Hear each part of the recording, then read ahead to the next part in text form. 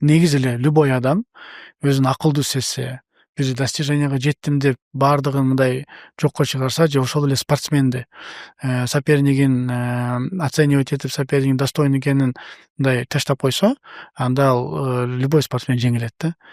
Качан спортсмен жеңет? Ал ар дайым формада болгондо, ал ар дайым ар нерсеге даяр болгондо, ал ошол чыгып аткан рингке деле даяр болуп, даярданып, аягына чейин, акыркы секундага чейин мушташып, аягына чейин кылган гана утат да.